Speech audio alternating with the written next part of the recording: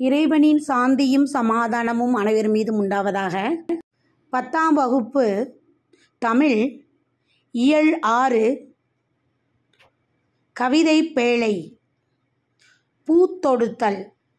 ஆசிரியர் உமா மகேஸ்வரி. வைமு கோதை நாயகி, குமுதினி, கமலம்மாள், ராஜம் கிருஷ்ணன், அம்பை, வாசந்தி, லக்ஷ்மி என தமிழ் பெண் எழுத்தாளர்கள் வரிசையில் புதிய இலக்கியத்தை மேலெடுத்துச் செல்லும் இளம் படைப்பாளி உமா மகேஸ்வரி அவர்களே இக்கவிதையின் ஆசிரியர் ஆவார். 1971 மல்லிகை மணக்கும் மதுரையில் பிறந்த இவர் தற்போது தேன் சொரியும் தேனியில் வாழ்ந்து வருகிறார். படிப்பு என்னவோ ஆங்கில இலக்கியமாக இருந்தாலும் மனதிற்கு பிடித்தது என்னவோ கவிதையிலும் கதையிலுமே. 1985 தனது எழுத்துப்பணியை தொடங்கினாலும் 1990 நட்சத்திரங்களுக்கு நடுவே என்ற கவிதை தொகுப்புதான் உற்சாக வரவேற்பை பெற்று புகழின் உச்சிக்கு இவரை ஏற்றி வைத்தது. இவர் தொடர்ந்து வெறும்பொழுது, கற்பாவை போன்ற படைப்புகள் பலவற்றை கவிதை, சிறுகதை, புதினம் என பல தளங்களில் இவர் படைத்து வருகிறார். நவீன தமிழ் இலக்கியத்தில் உமா மகேஸ்வரி ஒரு ஆச்சரியமான வரவு. சிறு கதைகளிலும் நாவல்களிலும் கவிதை நடையிலான இவரது ஆளுமை தமிழுக்கு புதிது. அன்றாட வாழ்க்கையின் சாதாரண நிகழ்வுகளில் இருந்து அசோகமித்திரன் உன்னதமான மனித உணர்வுகளை வெளிக்கொணர்வது போல உமா மகேஸ்வரியும் மிகச் சாதாரணமான நிகழ்வுகளில் இருந்து பெண் பார்வையை அழுத்தமாக வெளிப்படுத்துகிறார் என்கிறார் பத்திரிகையாளர் ஞானி. நம் பாடப்பகுதியான பூத்தொடுத்தலும் பெண்மை பற்றி பேசும் கவிதையானாலும் புரிந்து கொண்டோருக்கே அது சாத்தியம். பூத்தொடுத்தல் தமிழர் தம் வாழ்வில் தொன்மை காலம் தொட்டே வழங்கி வரும் அழகியல் கலைகளில் ஒன்று. வரிசைப்படுத்துதல், விரல்களின் விளையாட்டு, அழகியல் என உன்னதங்களை வெளிக்காட்டும் அழகான கலை அது. பெண்மையும் அப்படியே.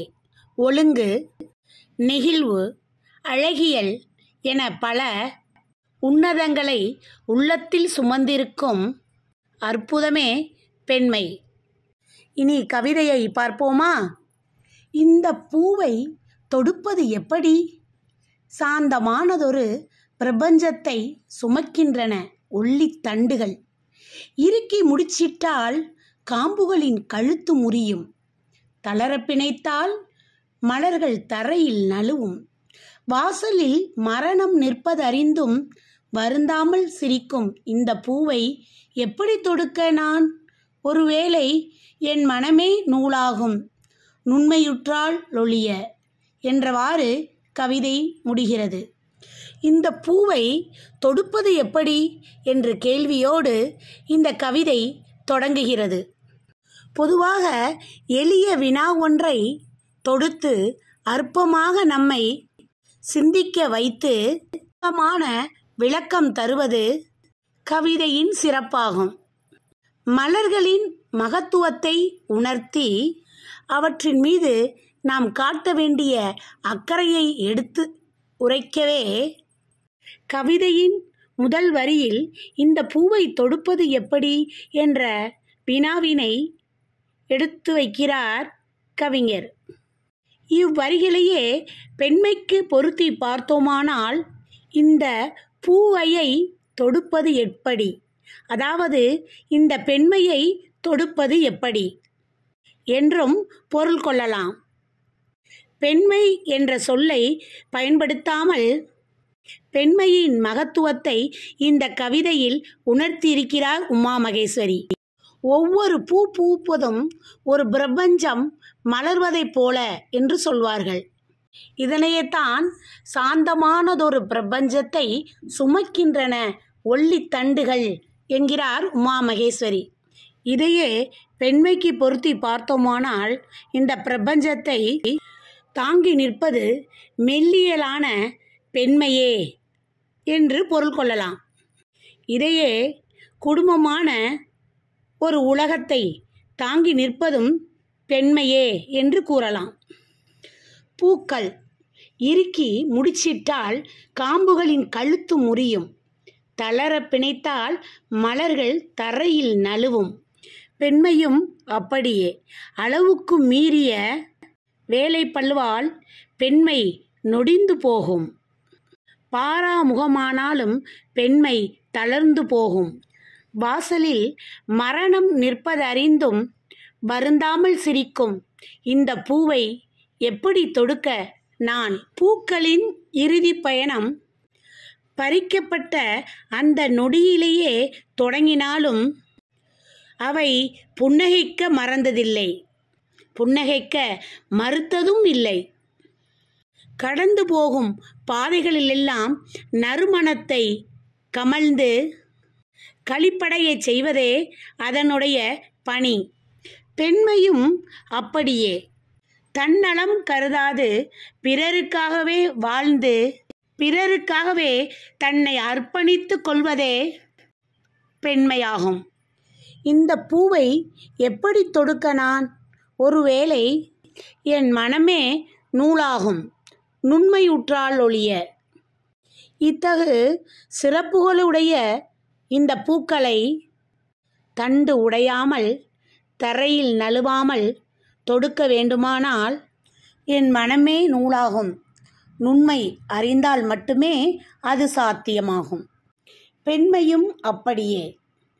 பெண்மையின் வலியை புரிந்து கொள்ள, பெண்மையின் பெருமையை உணர, பெண்மையின் உணர்வுகளுக்கு மதிப்பிட நம் மனமும் பெண்மையின் இடத்தில் இருந்தால் மட்டுமே சாத்தியமாகும்.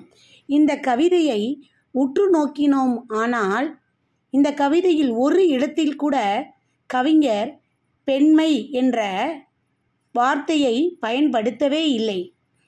எனினும் இந்த கவிதை பெண்ணினம் பாடக்கூடிய கவிதைதான். இந்த கவிதையே இந்த பூவையை எப்படி மதிப்பிட, பிஞ்சு மேனியானாலும் பிரபஞ்சத்தை இயக்கும் இந்த பெண்மையை எப்படி கையாள? பெண்மை வன்மையில் வலிதலில் ஒழிந்து போகும்.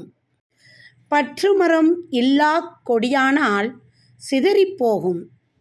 நமக்கென உழைத்து தன் சுயத்தை தொலைக்கும் இந்த பெண்மையை எந்த அளவுகோலால் அளவிட? பெண்மையின் வழியை எப்படி புரிந்து கொள்ள? நாமே பெண்ணாக பிறந்தால் ஒழிய என்று என் சிற்றறிவில் எட்டியது போல் கூறியிருந்தால் பெண்களின் பெருமையை வெளிப்படையாக பிரசங்கம் செய்வது போல் ஆயிருக்கும்.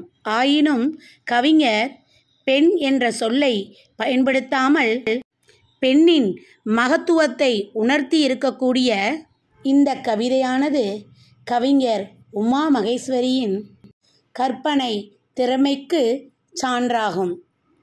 இந்த கவிதையில் பூவினை கூறுவது போன்று பூவையை, அதாவது பெண்மையை போற்றியிருக்கின்றார் கவிஞர். மாணவர்களே, பூ தொடுத்தல் என்ற இந்த கவிதையினை நன்கு தெளிவாக புரிந்து கற்று தெளிந்து அதிக மதிப்பெண்களை பெற என்னுடைய மனமார்ந்த வாழ்த்துக்கள். நன்றி.